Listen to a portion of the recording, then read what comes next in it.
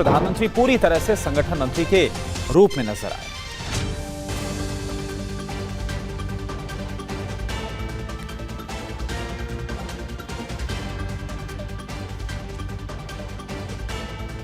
तो बीजेपी की नई टीम को मोदी मंत्र क्या है? प्रधानमंत्री के संदेश की थीम नए विचार, मजबूत संगठन, जनता से जुड़ाव। जी हां, जो प्रधानमंत्री की तरफ से मंत्र दिया गया, नई टीम को संगठन मजबूत करने का संदेश दिया गया। जनता से गहरे जुड़ाव के साथ आगे बढ़ने के लिए भी प्रधानमंत्री की तरफ से कहा गया। जमीनी स्तर पर संगठन को मजबूत करने के लिए कहा गया। नई टीम से नए विचार के साथ काम करने की अपेक्षा है। युवाओं और नए वर्गों तक पहुंच बढ़ाने पर खास जोर दिया गया।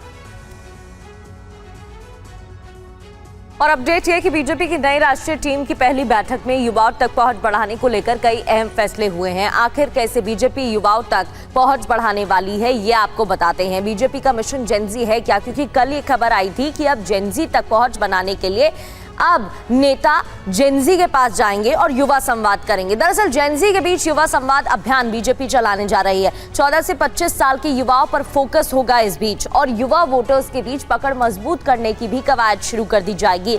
बातचीत और चर्चा के जरिए युवाओं से बीजेपी जुड़ने की कोशिश करेगी। जेनजी की सोच, चिंता और उम्मीदें पार्टी समझने की कोशिश करेगी कि उनकी परेशानी क्या है और उनकी उम्मीदों पर कैसे खरा उतरना है। बीजेपी नेताओं से सीधे संवाद कर सकेंगे युवा, इसकी भी कोशिश है। बीजेपी नेताओं से सीधे बात करें, युवाओं तक पहुंचे। जल्द जारी होगा अभियान का शेड्यूल और फॉर्मेट, इसको लेकर भी काम किया जा रहा है।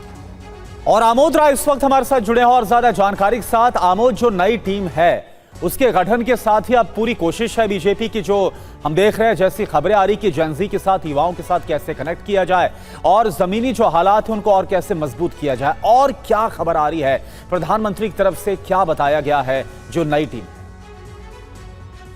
देखिए कल प्रधानमंत्री ने करीब 4.25 घंटे नए पदाधिकारियों के साथ बैठक की, और उसमें सबसे जो महत्वपूर्ण चीज था कि सुबह में एक जो परिचयात्मक बैठक हुई थी, उसके बाद देर शाम जब प्रधानमंत्री 6:30 बजे के करीब बैठक में पहुंचे तो उनका एक एक जो भी पदाधिकारी बने हैं उनसे व्यक्तिगत तौर पे भी उनकी बातचीत हुई। और मुख्य तौर पे अगर बात करें तो संगठन के विस्तार, जो ग्राउंड मोबिलाइजेशन है उस पर, सरकार के कामकाज को कैसे जनता तक पहुंचाया जाना चाहिए उस पर, और व्यापक फोकस जो था उस आगे की रणनीति, चुनावी तैयारियों, इसको लेकर प्रधानमंत्री ने सारे जो पदाधिकारी थे उनसे चर्चा की।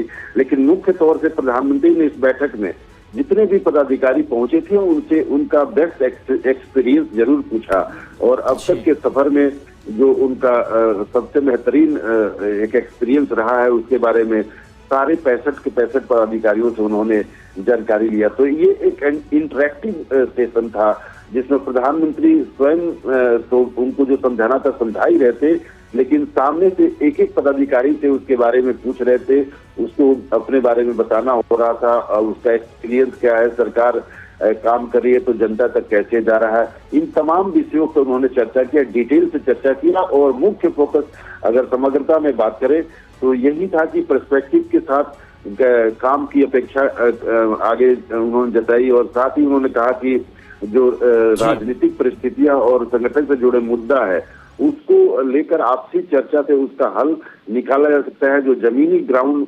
रिपोर्ट है और फीडबैक है उसको निश्चित तौर पर आपसी समन्वय और चर्चा के जरिए हल करने का प्रयास करना चाहिए।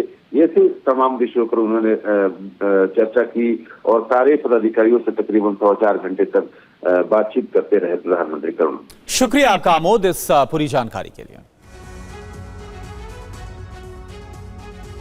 और एक और बड़ी खबर है, आज बीजेपी अध्यक्ष नितिन नवीन संगठन की समीक्षा को लेकर बैठक करेंगे। बीजेपी की आज फिर अहम बैठक होने वाली है। बैठक में सभी प्रदेश के अध्यक्ष, संगठन महामंत्री और प्रभारी शामिल होंगे। आगामी चुनावों को देखते हुए बीजेपी की तमाम बैठकें और एक और बैठक आज, और ये बैठक भी अहम, सुबह 10 बजे से बीजेपी मुख्यालय में बैठक होगी।